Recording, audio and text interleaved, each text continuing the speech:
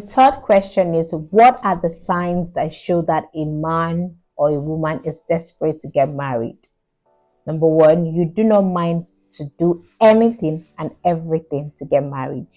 You do not mind cutting corners. You do not mind, disowning your family. You do not mind losing meaningful relationships and connections.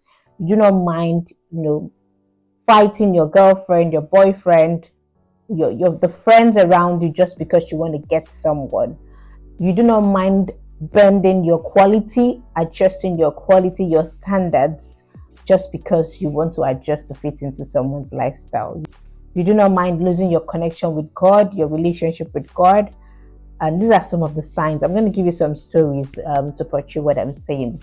I read the story of someone. This is a true life story of someone. She met this guy online and they started talking. And I think over a period of 1 or 2 weeks that they have had that connection and they were speaking, they've been speaking frequently. They decided to meet. The guy was in Abuja, the lady was in Lagos. And so they met. The lady came over to Lagos to meet the guy. And they agreed to meet in a restaurant, and while as the conversation was ongoing, the guy went on one knee and proposed to the lady. And this is someone that you've just met for 2 weeks. You haven't really physically seen this person. And then he's proposing to you. Now, for a lady that has gone through heartbreaks, that has been tormented by different people, she'll be like, wow, somebody has found me worthy to get married to me. And she'll be like, wow, he loves me. But I think that 1 week or 2 weeks is too short to make that hasty decision. I can be wrong. I stand to be corrected. And there are also exceptions to this. But the guy was in a haste to get married, and she was like, she declined the proposal. She was like, I think that you're taking this thing too fast. So let's just slow down. We'll continue our conversation, our relationship, and then when I'm comfortable enough to make that decision, I will go ahead. And what happened was that as they started talking, as it continued to talk, the lady was a nurse, and so the guy had always wanted to move abroad. And then he was like, oh, the medical field is like a lucrative field abroad. You can easily get, sponsorship to work in the Western world. So he was like, if I get married to this lady will help me fulfill my desire. Of course, there's nothing wrong with getting married to someone that suits your personality. But when you are choosing someone for the wrong reason, just for your personal gain, that is a wrong approach. And when he mentioned to her that, oh, he wants to go abroad, what does she think? The lady was like, no, I'm not. I believe that God wants me to be in this country. Like, she was of the opinion that she would like to stay in her home country and develop and serve her nation. And the moment she mentioned that, that was the end of that conversation. The guy stopped calling her, stopped doing everything and anything with her, So you could see that this guy was desperate. He wasn't desirous of marriage. He just wanted someone that would help him fulfill his selfish desire. So obviously, that is so clear. I have another story. I'll just talk about, for the women's side, when a lady does not mind proposing to a guy, it shows more like she's desperate. And there are cases of where the lady has proposed and it has worked, but that's usually an exception. I'd say that for women, it's better to give the guy signs, ask some funny questions, put him in a situation for him to get the sign that, oh, this lady is interested in marriage. Especially maybe you've courted for a while, maybe 1, 2, 3 years. Engage in some funny conversation, just give him one gist that, oh, this your friend, or you heard this story of blah, blah, blah, blah, blah. And that's how the guy lost the lady. And so that would, put him on his toes. But to just go in a public place, especially go on one knee and ask him to marry you, that shows that you're so desperate. My beautiful ladies, please let the man do the chasing. Let him chase you. Let him desire you. Let him want you. And then decide to marry him.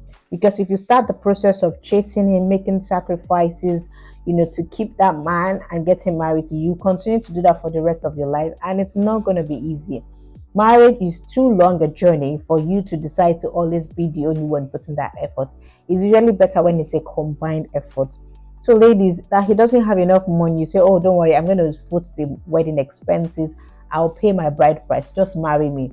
It shows that you're desperate. And if you ask a few guys of how they feel, or how comfortable they are with women proposing, let's say 98% of them would say no. Based on the questions I've asked many guys, they are usually not comfortable. Men are usually, they love to chase women. I think there is this disgust that will come with it. There's this it will be like you're treading on a needle, like you're walking on a needle, like you're not the desired one when you're the one chasing the man. So even if you see, like, it also goes in hand with should a woman, ask a guy out, this one is not even proposal, like, okay, I like you, let's be friends.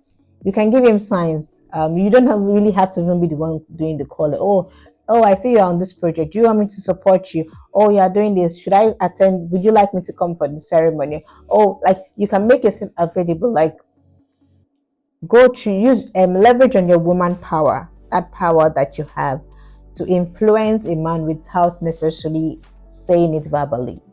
And if you're in a relationship that is undefined, now the guy has not come to ask you out, ask the question, like, what are we doing? So that would set you on to know what you like, what place you occupy in his life, and if he wants to marry. But to go ahead to say, oh, can you marry me, or I'll pay the bride price, don't worry about it, I'll foot the wedding expenses, I'll pay for the house, all those commitments should not be made by only you. Marriage, it takes two people for it to work, except you want to rush into a marriage and rush out.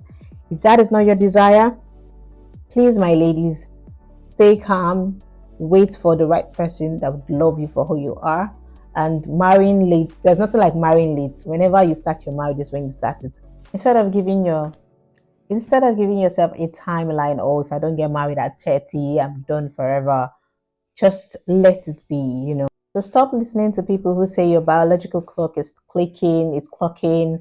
If you don't get married now, you won't be able to give birth, you won't be able to do this and that. No, don't be desperate. Even though you can hear the wedding bells every day, be happy for them. Desire that marriage. Don't be desperate, but trust God to give you your own partner at the right time, so that you don't rush in and rush out and then say, I know.